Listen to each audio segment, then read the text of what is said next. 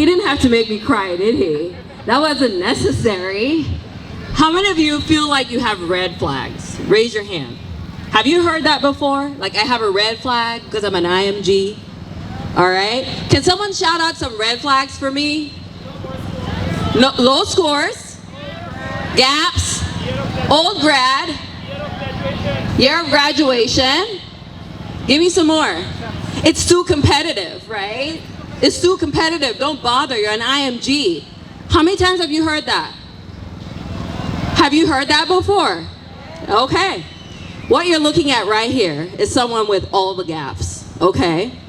I was a J1 physician. I went to 2 medical schools, transferred medical schools because I couldn't afford it. Took 8 months to write step 1, got out with a crappy score. And then I remember watching Conrad Fish's videos for step 2 in a 400 square foot apartment in the south side of Chicago in 2008 because I knew I wanted a 240 on step 2 CK, right?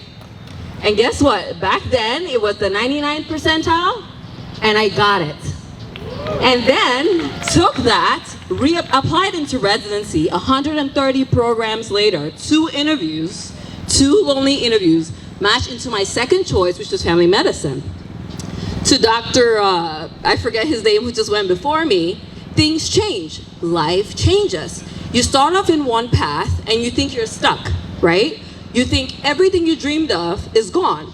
You could never be everything else that you wanted to be. I just finished an emergency medicine fellowship in June of this year at the University of Tennessee. It is never too late to go for the thing that you dreamed of. And nobody should tell you that your red flags is the reason why you can't achieve it.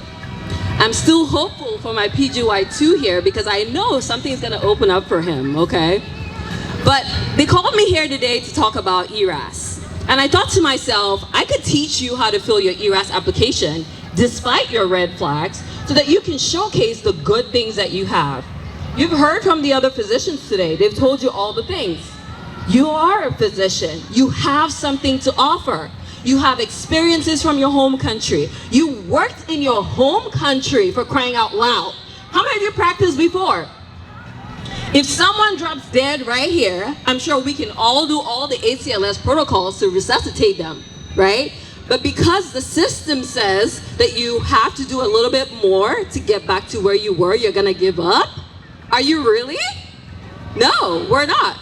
So point number 1, I could sit here and I can walk through the ERAS application with you so you can showcase those strengths that you're bringing to the picture, but I made it easy for you, okay? Who's applying this year? All right, grab your cell phone right now. Grab your cell phone. No, I need a picture with you, Dr. Conrad. So grab your cell phone right now, pull it out, and text me. I went to the website on ERAS, and I went through the supplemental, okay, with my students. IMG road mappers here. All right, so I have my students here. And I went through each step, and I tell you what you can do to make that field meaningful for your application. So I want you to send a text message right now to this number. Are you ready? Who's got their cell phone? Can I see it? All right, if you're applying this year, send a text to this number, 33777. All right, that's 33777. And here's the word you're gonna put in the SMS, ERAS, E-R-A-S. You must have a US number though.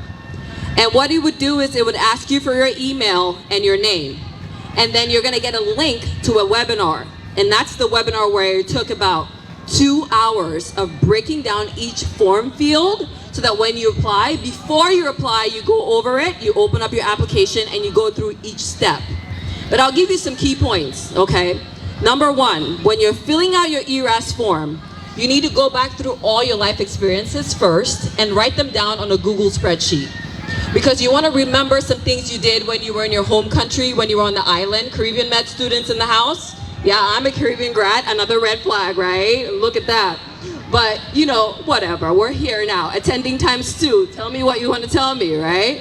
But Caribbean med grads, I want you, all those health fairs you did on the island, all right? You did your homework, your community service in your country for a year, your whole housemanship. write those things down. Your publications, write them down, because you're going to come into your ERAS and I'll walk you through how to fill each form field using action verbs. That's your second thing. Your CV must be professional. You want to compete with the US grad, but you want to make sure that you're showcasing the best of yourself. And so we're going to use action verbs in our ERAS CV. We're going to make it professional, which is separate from our supplemental, which is introspective, emotional, subjective, okay? We're not going to repeat the same thing on both sides. And that's all that you will learn inside that program. It would take you 90 minutes to finish it, but I don't have 90 minutes here on stage today, okay? But you'll have all that time in your home, in the comfort of your couch, to complete it. Now, the third and final thing is you're going to follow 3 things when you fill out your work experiences and your volunteer experiences. You're going to quantify, you're going to qualify, and you're going to describe a lesson learned, okay? Quantify means validating your position, okay? So you practice as a physician in, I don't know, Argentina somewhere for a year. You're going to speak to 12 months of your housemanship work as a general practitioner, okay? Observed, completed, interacted, performed, action verbs, right? And then you're going to finalize with things and skill sets that you have to bring to the table for your specialty of interest. And we do that for every work experience and every volunteer experience on your application. That's how you stand out. We're not going to use first person at eyes and mice. No, this is a CV for a physician. And we're going to make you look like the physician that you truly are. Okay? Are you with me? Are you with me? And when you go into the supplemental section, you'll get the most subjective, introspective parts of your experiences. And I'll give you tips and ideas on how you can draw out how your specialty cares about those things. You could have fallen from Mars as a meaningful experience, but how does it matter for emergency medicine? That's what they want to know, right? The last thing is you're going to understand your audience, okay? Your audience is the group of residency committee folk that are reviewing your application. Those of you applying to 3 specialties, throw that out the window. I don't want to see it. Pick one, and if you have a backup like I did, take your backup. But you want to have a very specific CV. If I woke up from sleep, or a PD woke up from sleep, they want to be able to understand who you are and if you are a fit for their program. And that's what your supplemental does for you. The signaling, I give you suggestions on what you can use for it. And don't try to play the system. Don't try to think you can skip through things to know what you should put. It doesn't work that way. Follow your true self. What do you want? What kind of physician do you want to be in America? And you do those things, okay? Now, I've enjoyed speaking with you, but I have a surprise. I have some books to give out today. As many of you know, I have written some books. One of them is The Path as an IMG. It's the flagship for the IMG roadmap that brought me here, thanks to Sebastian. Under your seat, there are 13 winners of books today. So look under your seat. If there is a sticker, I want you to pull it out and flag it up. Okay, 1 winner. We have about 10 more. 2? How many more? How many more winners? 3, 4? You got 1? 5. Okay, so bring your stickers to that station and we have a free gift for you. Thank you to Project IMG. Thank you to all the phenomenal speakers that have been here to encourage, support, and empower IMGs. We're gonna make it. And I want you to have a pact with me. Let's promise ourselves that we're gonna do this together, okay? Are you ready? I'm gonna turn on my phone and we're gonna scream Team IMG in the USA, okay? We're taking over, are we not? All right, let's do it. All right, 1, 2, 3, we're gonna go Team IMG in the USA. All right, are we ready? All right, 1, 2, 3. Team IMG in the USA. Woo!